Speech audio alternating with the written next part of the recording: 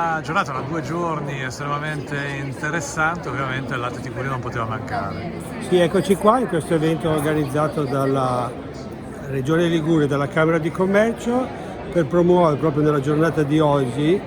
tutti i prodotti tipici del territorio ligure, in modo particolare della città di Genova. Quindi siamo presenti per raccontare ai consumatori le caratteristiche dei nostri prodotti, in modo particolare per la prescinsea, che anche a Natale entra nelle ricette della tradizione, e quindi ci fa piacere essere qua a festeggiare il Natale con tutti gli amici della Regione Liguria, della Camera di Commercio e i tanti consumatori che stanno frequentando in questi 2 giorni questo bellissimo evento. Beh, noi siamo comunque sempre coinvolti prettamente come Latte Tigullio sul territorio della città di Genova, di Savona, di Spezia, e quindi quasi tutta la Regione Liguria fa parte dell'area di distribuzione dei nostri prodotti. Siamo molto attenti al territorio per tutte le vicissitudini che ha avuto ultimamente, ma ci auguriamo che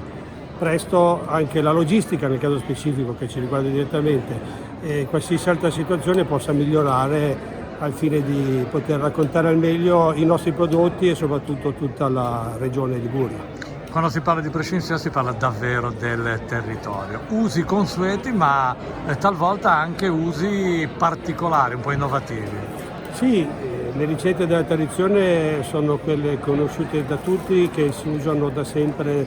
dalla torta pasqualina, torta di riso, però anche in questo periodo, per esempio, abbinare una ricetta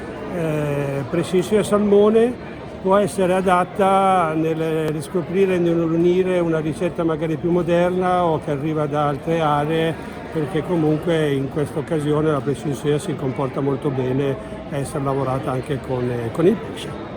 E quindi nel momento degli auguri, Tigullio protagonista anche sull'albero di Natale. Sì, in modo particolare abbiamo messo come